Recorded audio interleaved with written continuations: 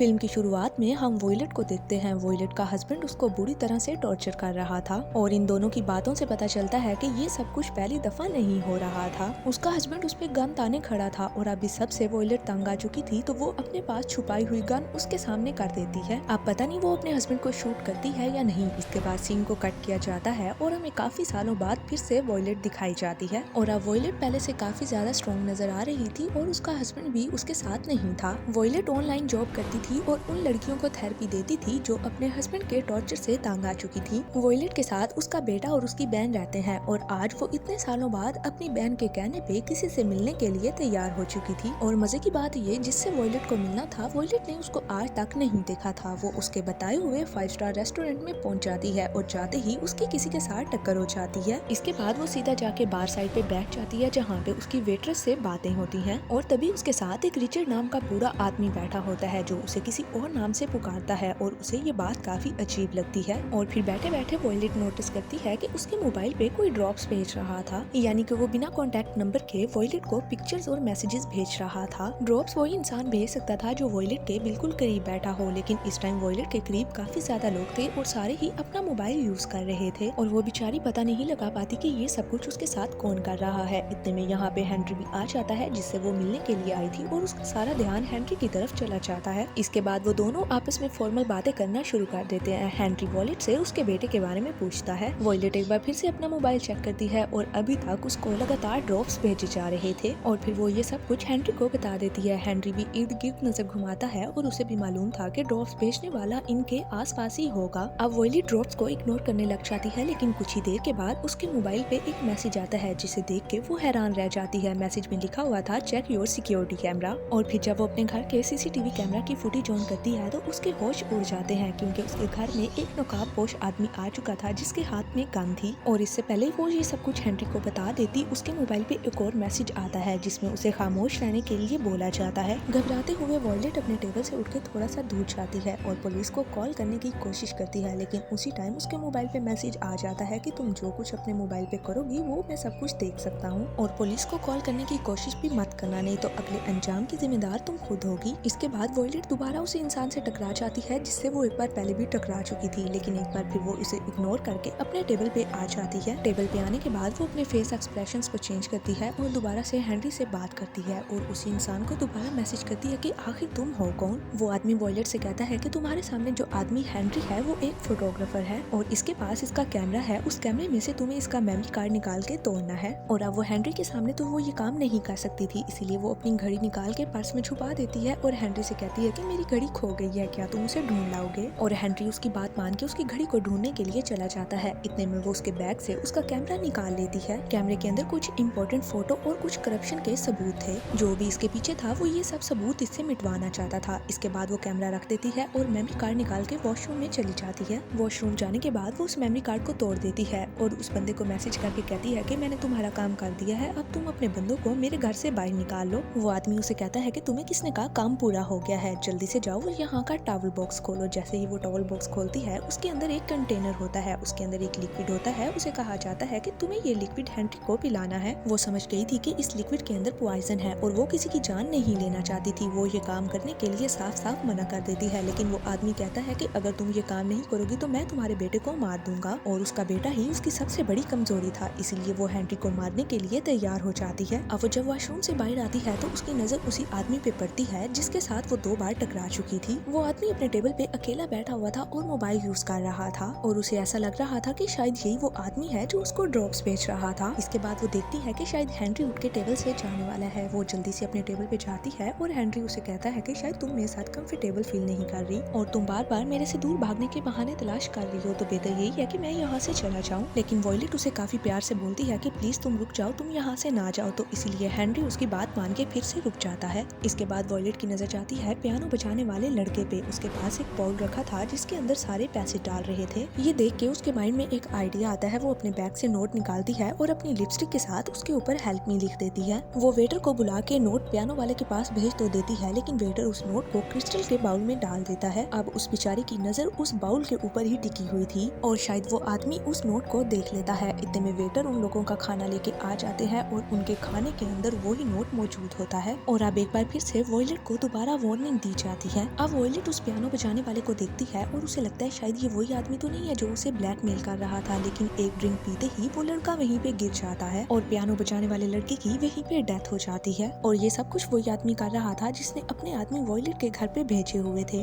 वो जल्दी से अपने घर का एक बार सिक्योरिटी कैमरा चेक करती है। उसे मालूम होता है कि उसके बेटे और बहन को अब उस आदमी ने टॉर्चर करना शुरू कर दिया है और उसके मासूम बच्चे को उसने अकेले कमरे में लॉक कर दिया है। उसे दोबारा से टेक्स्ट आता है कि अगर तुम ये सब को ठीक करना चाहती हो तो जल्दी से अपना काम कंप्लीट करो। वो हेनरी से कहती है कि मैं तुम्हारे लिए पीने के लिए ड्रिंक लाती हूँ। वेट्रेस उसे ड्रिंक दे देती है और वो ड्रिंक में पॉइजन मिलाने वाली होती है, लेकिन उसे दोबारा से मैसेज आता है कि तुमने ये काम अपने टेबल पे बैठ के करना है। और फिर जाके वो ड्रिंक्स को टेबल के ऊपर रखती है और फिर हेनरी से वो बातें करने लग जाती है और फिर वो अपनी जिंदगी की सारी हकीकत और अपना पास्ट भी हेनरी को बताना शुरू कर देती है। वो बताती है कि मेरा हस्बैंड मुझे बहुत ज्यादा टॉर्चर किया करता था, वो भी मेरे बेटे के सामने, और इसी वजह से मैं बिल्कुल टूट चुकी हूँ। हर बार टॉर्चर करने के बाद वो मुझे सॉरी बोल दिया करता था और फिर वो ऐसे रिएक्ट करता था जैसे सब कुछ नॉर्मल हो गया हो। बार बार माफी मांगने के बाद मैं भी उसको माफ कर दिया करती थी और मैं अपना घर बचाने के लिए हर बार उसको दिल से माफ कर दिया करती थी, लेकिन हमारे बीच ठीक कुछ भी नहीं होने वाला था, इसीलिए मैं उस सब से निकल आई। इसके बाद वो रोने लग जाती है तो हेनरी उसका मूड ठीक करने के लिए उसके लिए चॉकलेट्स लेने के लिए चला जाता है। उसके जाने के बाद वॉयलेट उसकी ड्रिंक में 2-3 ड्रॉप जहर के मिला देती है। हेनरी वापस आके अपनी ड्रिंक पीने ही लगता है तो वॉयलेट को समझ आ जाती है कि वो उसके साथ काफी गलत कर रही है। वो एक अच्छा इंसान है और उसे इसके साथ ये सब कुछ नहीं करना चाहिए और फिर वो जानबूझ के हाथ मार के उसकी जहर वाली ड्रिंक को गिरा देती है और हेनरी अपनी जहर वाली ड्रिंक पी नहीं पाता। हेनरी अपने कपड़ों को साफ करने के लिए वॉशरूम में चला जाता है और वॉयलेट को एक बार फिर से मैसेज आता है कि तुम बहुत ज्यादा ओवर स्मार्ट बन रही हो। अब ये मैसेज देख के उसे काफी ज्यादा गुस्सा आ जाता है और वो अपने आप पे कंट्रोल नहीं कर पाती। फिर वो दोनों ड्रिंक्स लेके सामने वाले टेबल पे रिचर्ड के पास चली जाती है और उसे एक ड्रिंक ऑफर करती है। रिचर्ड उसे फौरन से कहता है नहीं वॉयलेट, मैं तो ड्रिंक कर चुका हूँ। अपना नाम उसकी जबान से सुनते ही उसका शक अब यकीन में बदल चुका था कि उसे ड्रॉप्स भेजने वाला कोई और नहीं बल्कि रिचर्ड ही है, क्योंकि जब से वो यहाँ आई थी रिचर्ड उसका नाम नहीं जानता था और इस थोड़ी सी मुलाकात में उसने एक बार भी अपना नाम रिचर्ड को नहीं बताया था। वॉयलेट उसी से पूछ लेती है कि तुम्हें मेरा नाम कैसे पता। ये सुन के वो हंसने लग जाता है और उसे अपने सामने वाली चेयर पे बैठने को बोलता है। वॉयलेट उससे पूछती है कि आखिर तुम चाहते क्या हो। वो उसे कहता है कि मेरा आखिरी काम बचा है, अगर वो तुम मेरा आखिरी काम कर दो तो मैं तुम्हें और तुम्हारे बेटे को आजाद कर दूंगा। रिचर्ड उसे कहता है कि वैसे तुम्हारी चालाकी की मुझे दाद देनी पड़ेगी, तुमने हेनरी को वो ड्रिंक पीने से बचा लिया। वो उसे कहता है लेकिन तुमने एक गलती कर दी और उस गलती की वजह से वो पियानो वाला बेकसूर ही मेरे हाथों से मारा गया और सही टाइम पे मैंने तुम्हारा हेल्प मी वाला नोट पकड़ लिया। और इन्हीं बातों के दौरान वहाँ पे हेनरी भी आ जाता है। हेनरी वॉयलेट से पूछता है कि क्या सब ठीक है। वॉयलेट कहती है हाँ ये मेरा दोस्त है रिचर्ड। इसके बाद वॉयलेट हेनरी को एक ड्रिंक देती है और हेनरी चुपचाप उस ड्रिंक को आराम से पी लेता है। हेनरी को ड्रिंक पिलाने के बाद वॉयलेट उसे कहती है कि तुम जाके अपने टेबल पे बैठो, मैं बस रिचर्ड से थोड़ी सी बात करके आती हूँ। अब वो कहती है चलो फौरन अपने बंदे को मेरे घर से निकालो। उसने भी देख लिया था कि काम पूरा हो गया तो वो अपने बंदे को कॉल करता है और कहता है कि काम हो गया, तुम वहाँ से निकल आओ।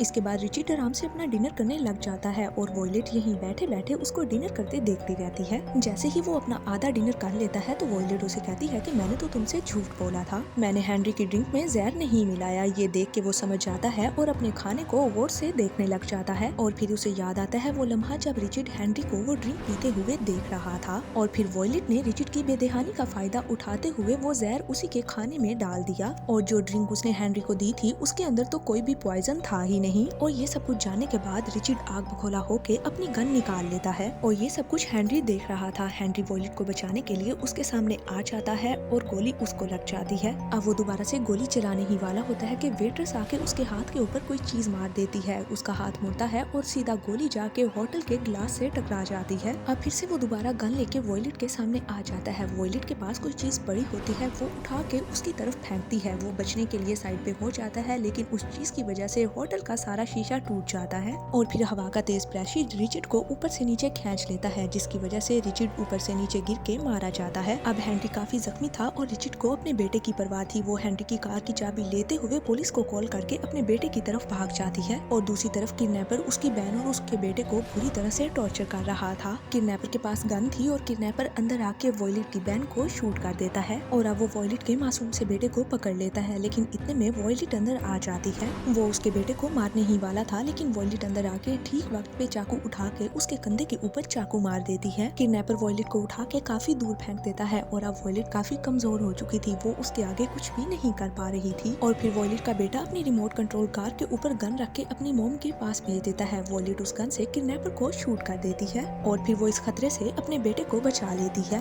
फिर कुछ देर बाद का हमें सीन दिखाया जाता है जहाँ वॉयलेट हॉस्पिटल में खाना लेके जाती है हेनरी और अपनी बहन के लिए। उसकी बहन भी बच गई थी क्योंकि गोली सिर्फ और सिर्फ उसके बाजू को छू के ही गुजरी थी। और अब वॉयलेट और हेनरी ने एक साथ रहने का फैसला भी कर लिया था और ये सभी लोग अपनी इस छोटी सी फैमिली में काफी खुश थे।